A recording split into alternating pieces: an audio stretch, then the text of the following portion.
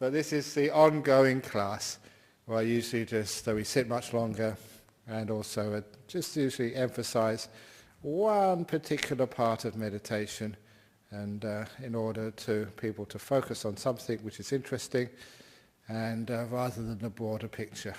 But we'll just wait for another minute or two, because I am a bit early.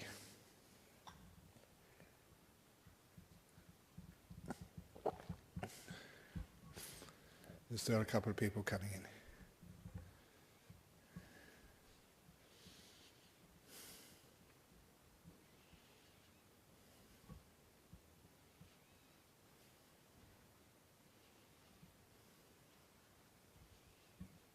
Okay, I just got just past 3 o'clock. So, as many of you will know, that very often the biggest problem for meditators is the wandering mind, where the mind, instead of staying put on the chosen object you're aware of, it goes wandering all over the place. And sometimes 15 minutes, half an hour, maybe the whole meditation period can be just lost in just fantasizing, dreaming, planning or remembering something which you can't change because it was in the past. And our mind wanders off. And many people just keep on saying, if the mind wanders off, just be aware of that and bring it back again. Then it wanders off again, and you bring it back again, it wanders off again and bring it back again. It gets very frustrating after a while because it's always a wandering off, and it's a constant battle to keep bringing the mind back again. And I always mention to people that that idea of bringing the mind back again is just a lot of controlling, and it just makes the mind more stressed. So a long time ago I started using wisdom power rather than willpower. What wisdom power means is just asking, why does the mind wander off? Why can't it stay put on something nice and peaceful, like watching your breath or whatever?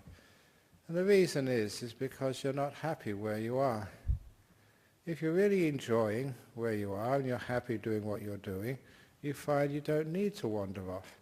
If you're reading a really interesting book, and you can't put it down, it's called a page turner, because you have to keep on reading it to find out what happens in the end.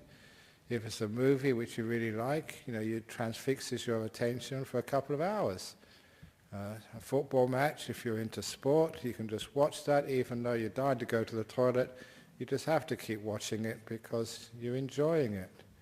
And it's always that factor of enjoyment with what you're doing is the key to stopping the mind wandering off. So whatever you're experiencing in meditation, whatever object of meditation, we have to learn how to put some happiness and joy into what we're doing. And to be able to do that, you develop the idea of is noticing the delight in what you're experiencing. And in order to notice that delight, again, I've introduced that particular area of mindfulness, being aware of the happiness in meditation from the very beginning.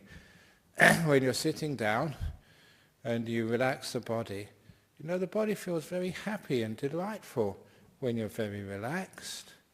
I don't know about you, but I've been very busy today and just running around and doing stuff like lectures for a conference and a marriage just before this and all this other stuff which I have to do as a monk. So it's very wonderful for me to just be able to sit here, close my eyes and do nothing.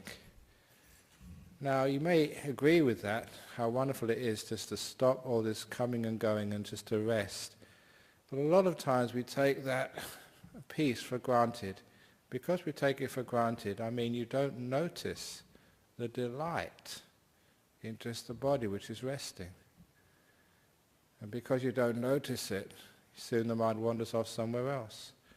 So in meditation, I start usually by relaxing my body really deeply before I start focusing on my mental world. And I notice that when I relax the body very deeply, it actually feels delightful. There's a certain pleasure in bodily relaxation. I know that pleasure exists for everybody, because every now and again I do go to Bali, but not to rest by the beach. I have to teach retreats and give big talks and stuff like that. It's work for me. But you see people going there to Bali, going on the beach, and they lie in these reclining chairs by the beaches in these resorts. Why? They pay a lot of money for that. Because it's very delightful just to sit down there on the beach, relaxing your body with not a care in the world. That's why people pay a lot of money for it, because there's a pleasure there. And so I'm using that perception when I meditate. When you meditate, you've got your legs crossed, or sitting on a chair, your body is nice and comfortable, you don't have to do anything, and it's very, very relaxing, and it's very beautiful and very enjoyable. So I learn how to notice the delight when my body starts to relax. And I focus, I look for it. And when I started doing this, something else which happened, which was fascinating, was that when I noticed how delightful relaxation is, my body relaxed even further. And my body relaxed so deeply, more deeply than I could do through willpower. The delight, the happiness, drew the body into deeper states of comfort and ease. And it's also because I was noticing the delight in the relaxed body, my mind never wandered. It was beautiful, just experience a body which was at ease with no aches and pains. And I parlayed that off into the relaxing of the mental world. Yeah, it's very simple to get peaceful in meditation for the first minute or two. But then you lose it as you start wandering off into the wandering mind. But if you can just notice the delight in a mind which is resting, just in the present moment, the fact that, wow, I've got nothing to worry about. All those fears and concerns about the future, all those echoes of the problems of my past, all of those have vanished for a short while. It is like getting away from it all on holiday somewhere. And if you can recall that attitude, then you can delight in the fact that being in the present moment is a place of great freedom and happiness. But you have to look for that delight. You have to deliberately seek it out.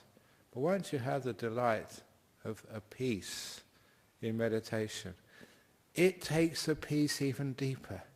It's an automatic process once you notice how delightful it is. So when one is meditating and the mind is just starting to relax the mental world, think, oh, what bliss. Oh, so nice to be free of all of these thoughts which keep bothering me all the time. At last, some peace.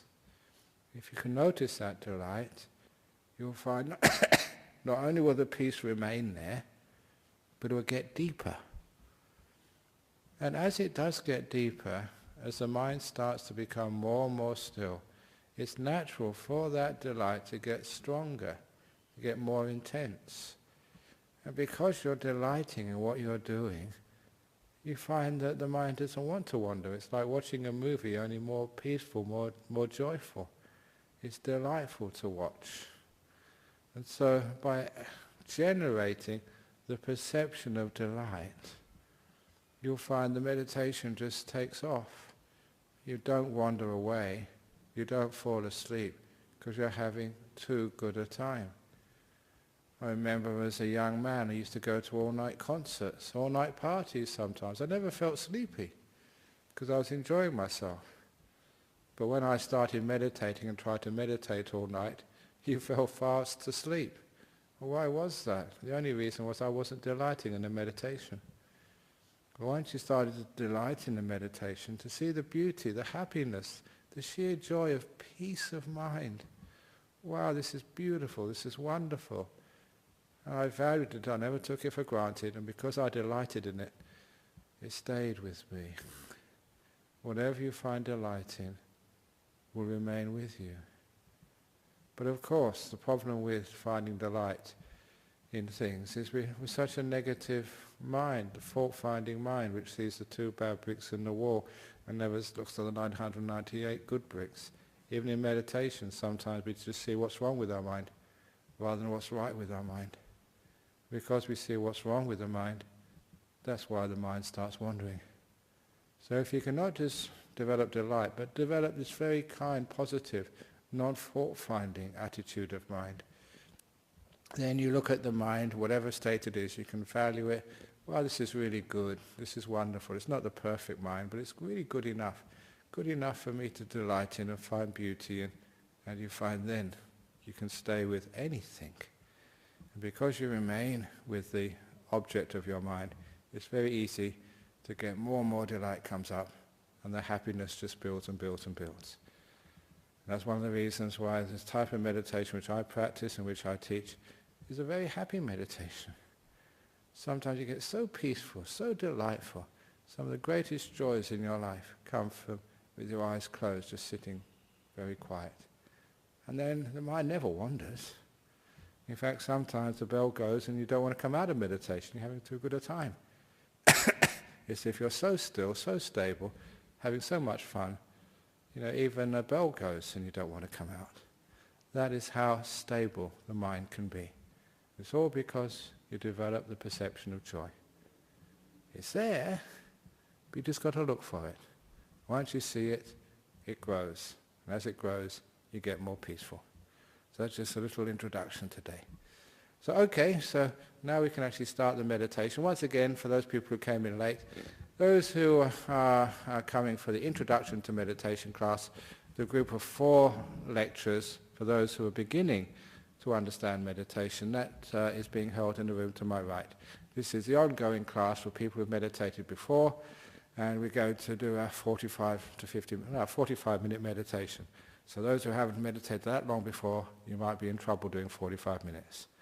Okay, so the room is in the right, so here we're going to do the 45-minute meditation now. So if you'd like to get yourself comfortable, if you want some more cushions, there's some more cushions around the back there somewhere, in the corners. Make yourself comfortable, and now we'll actually start. You will need to sit on a chair, you can always sit on a chair. Cushions are over in the corners over there.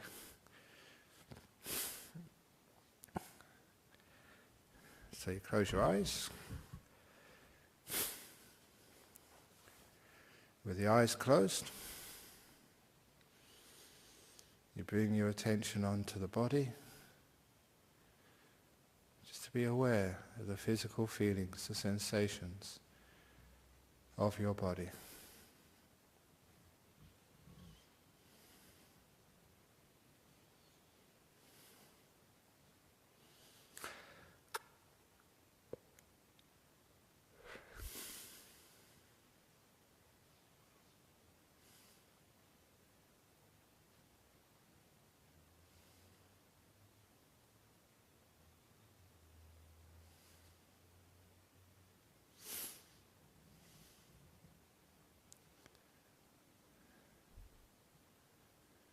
And as you notice the feelings in your body, if any of those feelings are telling you you should adjust your posture, to move your bottom, move your legs, to scratch, to cough, please do so.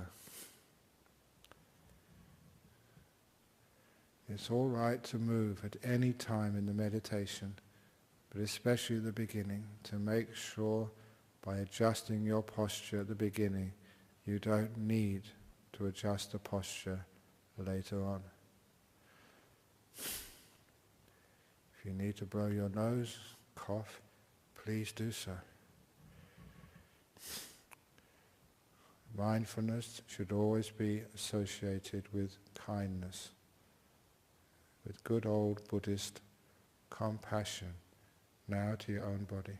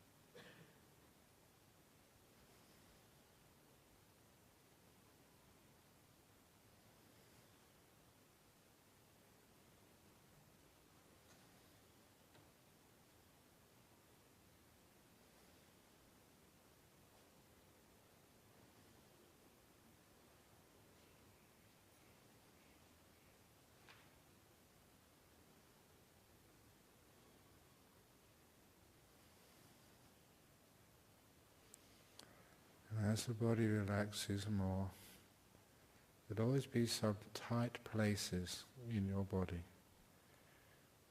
If there's a knot of pain, irritation, or tension anywhere in your body, allow your mindfulness to focus there, to know it as well as you can.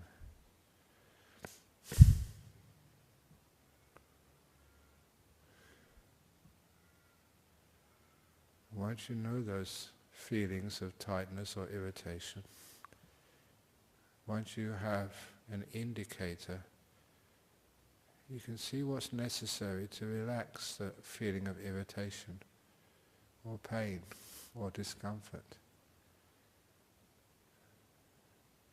Mindfulness allows you to have feedback, like the indicator on your car which tells you whether you are going fast or slow. Your mindfulness tells you whether you are tense or whether you are relaxing.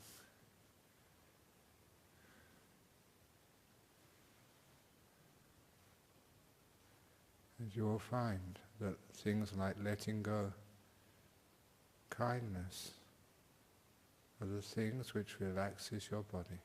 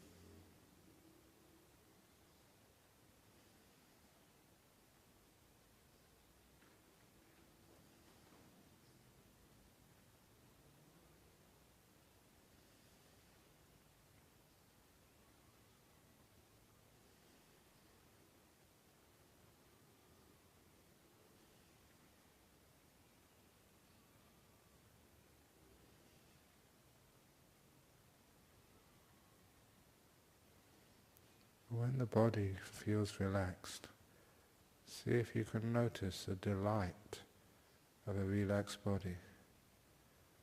The same reason why you like relaxing on a reclining chair or just lying in bed. When the body has no tightness, no pressure, no tension, the relaxation is a very beautiful feeling. See if you can get to know that feeling, especially its characteristic of delight.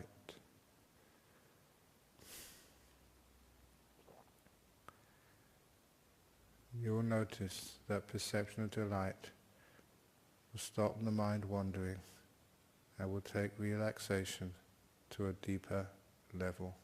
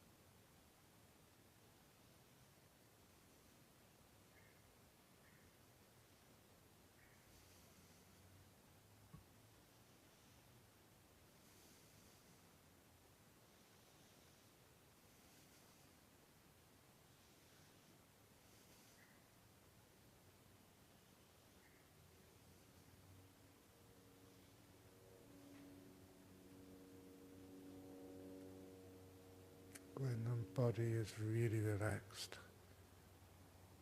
then you can focus on your mental world, letting go of all past and all future, by being kind to the past, being soft on the future. So you can just be in this moment, delighting in being away from it all, delight in the freedom from having to control the world, your world.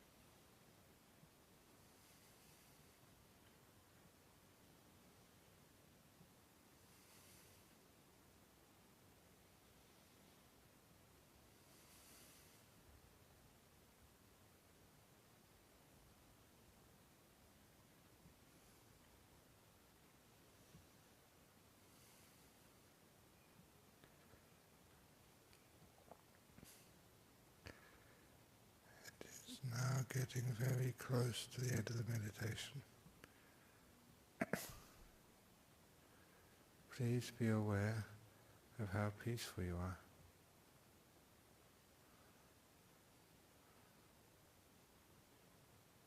And how delightful is this state of peace.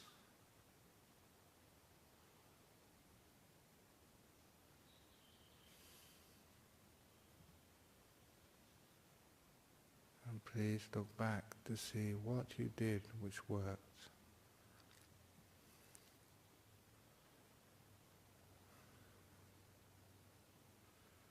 The last couple of minutes of the meditation are where we review what happened and how we feel.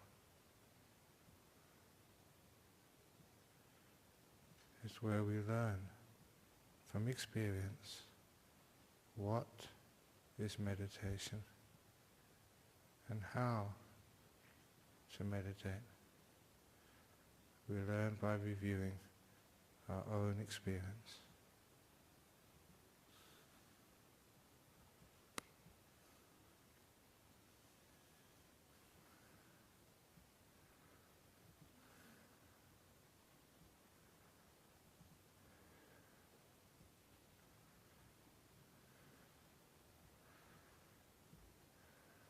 I am now going to ring the gong 3 times. Please keep your eyes closed till the gong finishes, and that during the 3rd ring you may open your eyes.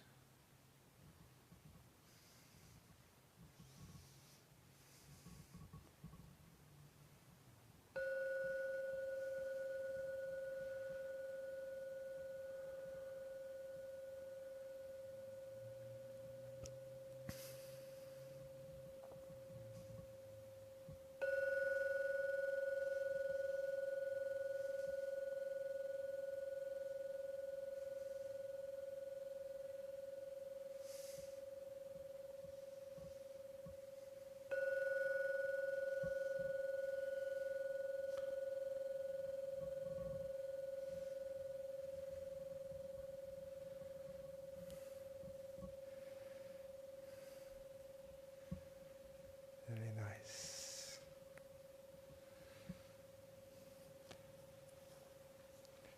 I always encourage people when you come out of meditation to please smile. It's a way of taking some of that happiness and delight out with you. Because I'm sitting up here, I look at people, there's not enough smiley faces. Okay, there's any questions, because this is streamed overseas. So we get some questions from overseas. So any questions from here about the meditation today? Noticing the delight of the mind. Keeps it very still. Okay, let's see what we have over here. Oh yeah, that's maybe other questions. That's about meditation. I don't have holidays, I go overseas for work. Yeah, let's see what we have over here.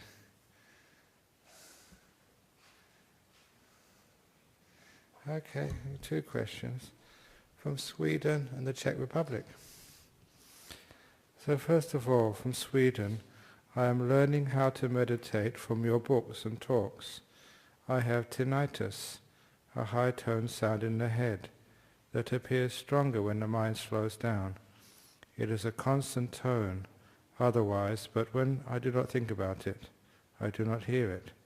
How not to think about it during meditation? The sound stands out during meditation. I try to embrace it, do not chase it or get rid of it, thank you. There is a little technique which works very well. It's one of the other similes of watching a TV set. If you watch a TV set, you find that when you first start watching it, you can see the edges of the screen and you can see what's beyond the screen, to the left, to the right, above and below. You notice after a few seconds, the mind fits into the screen and you're not aware of the screen, of the side of the screen, nor are you aware of anything beyond the edges. Everything which is to the left, to the right, above and below the screen vanishes from your field of vision.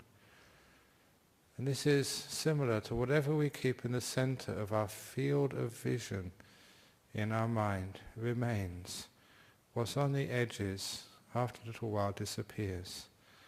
So if it is tinnitus, then don't put that in the center of your screen, as it were, in your mind.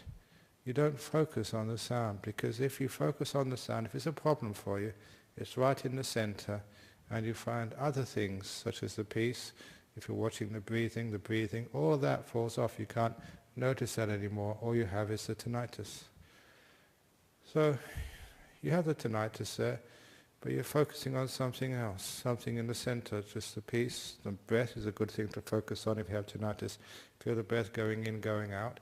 At the beginning you can hear the sound as well, but it's not in the center, it's on the edges. And as you focus in more and more, say, on the breath, the tinnitus, the sound, is further and further away until it literally falls off the screen. You don't know when it falls off the screen, but you're not hearing it anymore. It's the same little method which you use if you are meditating in a very noisy place. I remember once I did a 2-hour meditation opposite Hay Street Mall. It was, I think, on the steps of one of the churches, some protest for peace or something, and they wanted people just to sit meditation for a couple of hours on the hard pavement in the middle of Perth City. And it was right opposite, I think it was called a time zone, you know, where you have these computer games, and this music was blaring out. And I thought, wow, this is really good. I can sort of test, see if this method really works. And it did work. You're just focusing on your breath. And just, first of all, you could hear the sound, hear the traffic, everything. But it wasn't centered. My breath was in the center. And then just the breath filled up the screen. And the sound vanished, it disappeared. So this is actually how we deal with any distractions, especially with tinnitus. Have the idea that what you're aware of on your mind is on a screen, just like watching a TV. And first of all, you can see what's to the left, the right, above and below. But as you focus in, all you see is what's inside the TV screen. Even the edges, the frame vanishes. And all you see is on what's in the center. So tinnitus, don't try and get rid of it. If you try and get rid of it, you're actually putting it in the center. It's important for you. Keep, say, the breathing in the center, and the tinnitus is on the edges, until it goes so far away, it vanishes. It's hard to deal with distractions. It works brilliantly. Next question from Czechoslovakia, or Czech. I have been able to relax the body, which is nice. Brilliant. I like the way you say it is nice to relax the body. You're noticing the delightful feeling. Lately, when my body is relaxed, I notice that my brows pucker, and I did not do it. When I try to relax it, it relaxes, but comes back in a short time. I can feel some pressure in the forehead. If you didn't do it, you're relaxing. Please let the body do what the body needs to do. If your brows are puckering, there's some reason your body knows that it does need to do that. Once, teaching a meditation retreat, somebody told me, they disturbed me and said, please look at that lady over there. And this lady was totally contorted. I've never seen a person meditating in such an uncomfortable posture, which I thought. She was twisted around so much, I was really concerned for her well-being. If I tried to do that, I'd be really in pain. So I waited for her to come out of her meditation, took her aside and said, did you realize how you were meditating? I said, no, I was just sitting normally, very peaceful. It's a really nice meditation. And I tried to imitate, just twist it around in a very, very extreme way. You know, that was only just a third of what she was doing. She said, was I? I never realized that. And then sort of, something clicked in me. I understood what was going on. And I asked her, so did you have a car accident? Yes! No, she had a very, very bad accident, almost died, was in hospital for weeks. And I said, okay, I know what's going on now. Because of that injury, when the body was very relaxed, when she had really let go, the body twisted around all by itself, because somehow or other that's what the body needed, to be in that really extreme position, to get some healing energy passing through her injured body. And she told me she felt great after that. Really felt sort of much, much healthier. And I've had many experiences like that, seeing people meditating, doing some very weird things with their body. And I ask them afterwards, how do you feel? And they always say, wonderful. It is because your body, it's very wise when you get out of the way. It knows how to heal, but it does it in very extraordinary ways. Moves this way, moves that way, gets hot in one place and not another place. And it does that because it needs to. So the most important thing you're saying here, your body was relaxed, which was nice, and then your brows puckered, and you did not do it. That's very typical. You didn't do it, the body did it by itself. And the reason is the body needed to. Why? Who knows? But you always feel so much better afterwards. So that's why I trust my body so much now. Whatever my body wants to do, I get out of the way and let it happen. You always feel so much better afterwards. So that's actually how. And you see that in people meditating. Sometimes they start moving backwards and forwards. Sometimes their arms go out. Sometimes weird stuff happens. And you always ask afterwards how you feel. And they always say, brilliant. That was such a nice meditation. A healing has happened. The other thing which often happens, which is again very brilliant, similar, you get hot spots in your body. Another lady who had a car accident, she had this heat in her shoulders and neck. Whiplash, the most common injury when you have a car accident.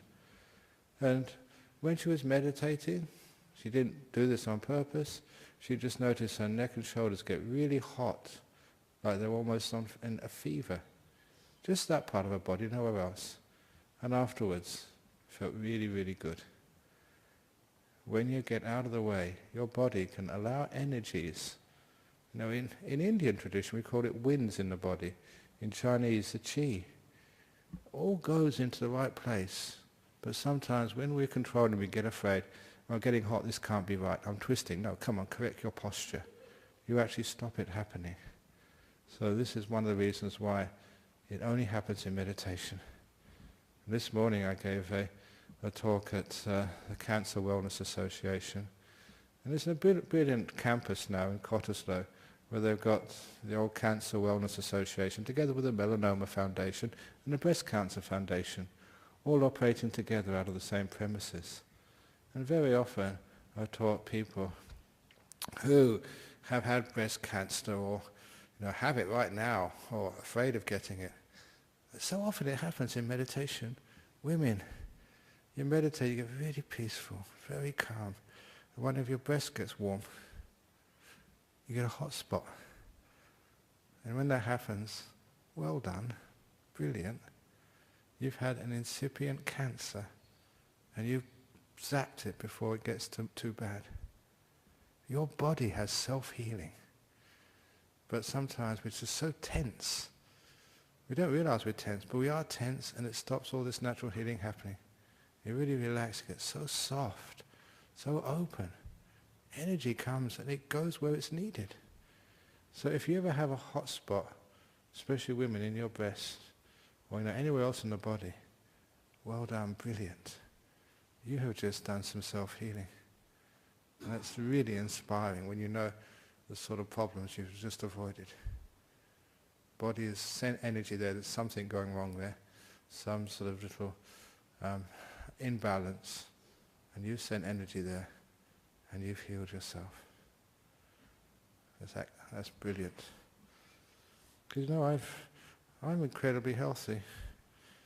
I just remembering the last time I needed to see the doctor was 23 years ago. Haven't had colds or flus. All the other monks in the monastery, they're always down with the flu this and the flu that. But when was the last time you saw me sick? Yeah. And he used to be our secretary years ago. Because, when your body is very relaxed, it heals itself. Okay, any questions from the floor?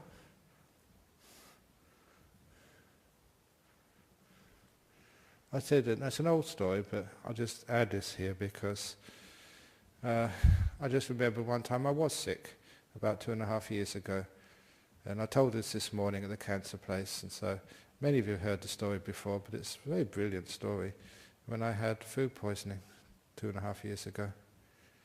And that's something which you can't avoid as a monk because they give you all sorts of food to eat. You don't really know what you're eating. And sometimes, sooner or later, you'll eat something which doesn't agree with you. And you get food poisoning, cramps in the tummy. And basically too lazy to go to a doctor. So instead he used my meditation. Just really rested, relaxed, and was mindful of this pain, almost unendurable pain. If you've ever had food poisoning, it's really, really strong cramps, it's agony. And I was moaning in my cave. You couldn't stop it, just nature. Ooh! Oh! But it was much more than that, because you can't imitate real pain. But then I decided I was mindful of it. And then with the awareness, you can relax things.